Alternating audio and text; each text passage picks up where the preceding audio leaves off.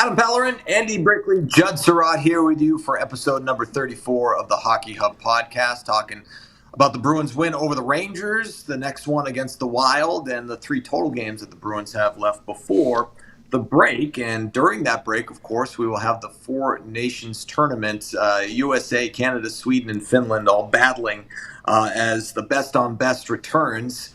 The National Hockey League will finally have representatives playing these international games. And, of course, you got the Olympics next year as well, which a lot of guys that we've talked to are looking ahead to that big time. But in terms of the 4 nations, let's just check out the jerseys. Let's check out the jerseys, and that's what the kids like to do. They like to see what the swag looks like.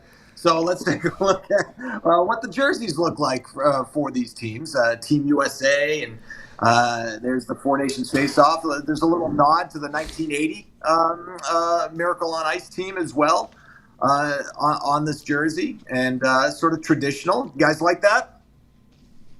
Solid. Okay. Brick likes it too, I think. Oh yeah. I'll take that. Anything with USA on it, I love.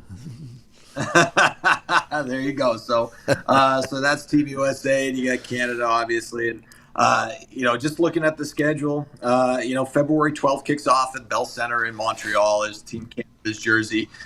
Brad Marchand representing the Bruins on Team Canada. That's a stacked roster, especially up front, man. Just taking a look at their forward group, the captain Sidney Crosby and Connor McDavid and Cale Makar are assistant captains on that squad. And you have some representatives, as well, Team USA, and then no representatives from the Bruins on Team Finland. The former Bruin in Linus Ullmark, of course, on the Swedish team, and the Elias Lindholm will be skating for Sweden as well. So I guess just first off, guys, as we get through the jerseys, overall, your thoughts on 4 Nations, what you like, what you don't like. Judd, you want to kick it off? Sure. Listen, I think it's going to be great to see this tournament the way it is right now, but listening to Marty Walsh, who's running the NHLPA at this point, I think he had mentioned, listen, the whole idea was to try and get something a little bit closer to the World Cup of Hockey. So because of the timing of it, they couldn't really make that happen. So they tried to do the best with what they could. I think it's still going to be terrific for hockey fans to see the best players from the U.S., Canada, Finland, and Sweden competing in this tournament. But what I really look forward to is what we're going to see coming up in subsequent years, whether that's the Olympics or a return to the World Cup of Hockey, where you have more countries involved, or you get, a few years ago when you had that Young Stars team, that was fantastic. So I think that this is something that it's going to be an appetizer for the main course that we're going to get down the road. As a fan, I love that. I love best on best. I love best on best, and I want 8 countries. I want a World Cup. If you're talking strictly NHL players, so not Olympics, just strictly NHL players, World Cup, I like that concept. I don't like it limited to four countries. And I get the reason why, and Judd just touched on it. And the whole Russia situation is always going to be a variable when you start talking about international play. From the players' perspective, for those that have missed out on the Olympics because of what's been going on in the world and the decisions made by the National Hockey League in conjunction with the PA, they haven't had the ability to put on the colors of their home country, represent their country, and that is a thrill of a lifetime. Those are memories of a lifetime, whether you have success or not. It's the fact that you're representing your country on the largest stage against the best players in the world. So I understand their desire to play in the 4 Nations tournament. I get it. The business side of me says it's a placeholder for what's to come, as Judd just touched on. And they still going to have international competition. And I love the fact that it's in Montreal and Boston, particularly in Boston. And the award will happen. The best team, the championship will be in Boston. I find that exciting. I think back a couple of months ago, in the interest of full disclosure, I wasn't all that excited about it. I was more concerned about what was going on with the local team. What's Boston doing? Are they going to be a playoff team? What's going on with this? We expect these guys to be playing hockey in significant games in April and May, and it was win one, lose one. And that's what had my attention. I wasn't thinking about the Four Nations.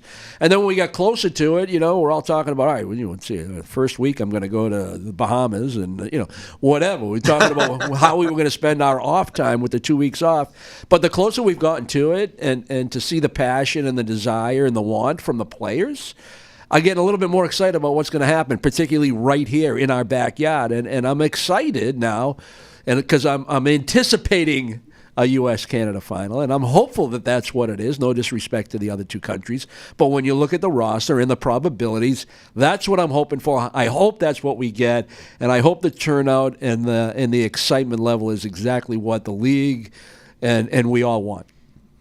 Yeah, it's a round-robin tournament, so each nation will face off. By the way, USA and Canada will be Saturday night, February 15th. Finland, Sweden, by the way, will be the first game of that day, an earlier time. So, people in different time zones can watch at a decent hour. So, but in terms of USA and Canada, you look at the odds, no matter what sports book you look at, they're pretty even, neck and neck. Maybe US has a slight favorite in FanDuel, but DraftKings are dead even. And if you look at the rosters, just stacked. Canada up front, mentioned Crosby and McDavid and McKinnon and Marchand, obviously, on that roster as well. But you wonder in a short tournament, guys, if goaltending is going to be, critical, right? And that's why you look at Team USA and what they have, and Connor Hellebuck and Jake Onger, obviously Jeremy Swayman. Not all three guys, unless you get an injury or something, are going to play. But with Hellebuck and Onger, man, what a 1-2 punch. Yeah, it's critical, Adam. And then if you don't have success early, it lends itself to second guessing, does it not? Who's our best option in net to win this particular game on this particular day? And when you have three like that, that's tough. That's not easy. You got three unbelievable goaltenders. And Hellebuck's number one, but Orange is right behind him, and people will point to Swayman not having the caliber of year, so maybe he's the obvious number three. But Hellebuck goes in there and he has a game like he had in last year's postseason. Now what do you do? No, I'm serious. It can be problematic. It's great right now. It's great on paper, and you're right. A short tournament like this, where every game really matters. It can be great, but it can be an issue too. On paper, definitely, I think the one thing that stands out is the advantage that the United States has in net, in particular with a guy like Connor Hellebuck, the way he has played this year. Listen, the other countries, Finland, Sweden, Canada, they have some good goalies, not on the level of the United States. No, and you look at Canada's roster. You got a couple of Stanley Cup winning goalies, right? And Jordan Binnington and Nathan Hill. I think the 14 Stanley Cups total on that Canada roster. So you wonder if that sort of high pressure, high stakes experience might help in a tournament like this. But either way, it's going to be good. And, Sweden's roster has got a lot of talent as well. It's not the 2006 gold medal team. Take a look at that roster. It's unbelievable. But yeah, it's a lot of fun. But to your point, Brick, you need more countries involved. The fact that, David Pastrnak is sitting at home and Nikita Kucherov is sitting at home and all of this talent is just watching this unfold. It's kind of like, I want a little bit more, but you're going to get that next year. I think the other great discussion, too, discussion point is, roster construction, what wins? It's not just the best offensive players at every position, the 6 top offensive D and and 12 offensive forwards that all belong there because they have X amount of goals and X amount of points. Is that really the way you construct a team, or do you try to put that 96 World Cup USA team kind of together where you had some nastiness, you had good defending players, you had stay-at-home defensemen? This is how we're going to win the hockey. This is how we're going to win a short tournament.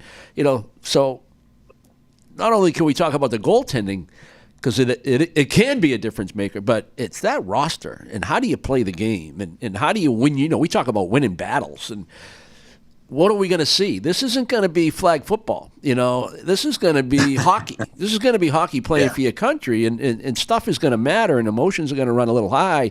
So what do you have in terms of want and will and toughness and sandpaper? Not just pure skill and speed and fun.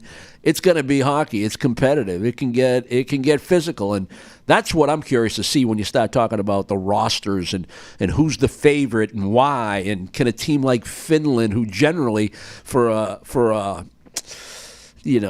smaller pool to pick from, can they galvanize as a team and play like a team and, play conservative and frustrate a high octane offensive team like Canada and beat them? That's the curiosity factor for me. Well, one of the things that Billy Karen talked about, to Brick's point, I'm not putting together an all-star team. I'm putting together a team that's going to try and win this tournament. Right. And I think the other thing that stands out for me, no all-star game this year in the National Hockey League. This is so much better. So much better. Whether it's baseball's all-star game, the NBA, the National Hockey League, and the Pro Bowl in the NFL, This is such a better spectacle. What did I see about the NFL? I don't know if it was it Eli Manning or maybe one of the Manning brothers that said that should be the participation bowl. Because that's all it is. You just show up, you play, and nobody has any interest in it. But here for this tournament, because you're representing your country and you're playing best on best, that emotion, that intensity will be on the ice. And because of that, it will be a spectacle. It'll be something you will have to watch. That's like when you go to UNH and you only go 3 years. You get a certificate of participation.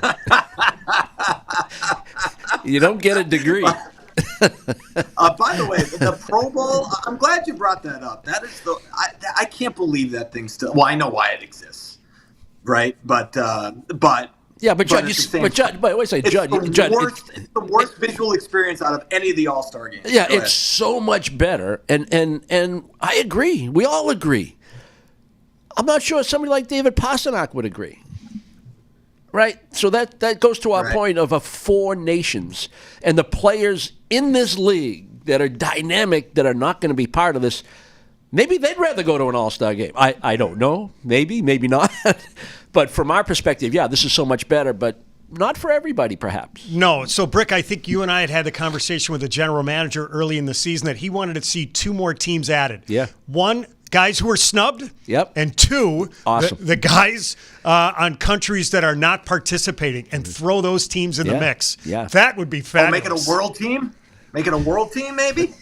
Leftover nations? Yeah, leftover nations, which they tried to do in the World Cup of Hockey, but also I want team snub. Yeah, I like that. All right.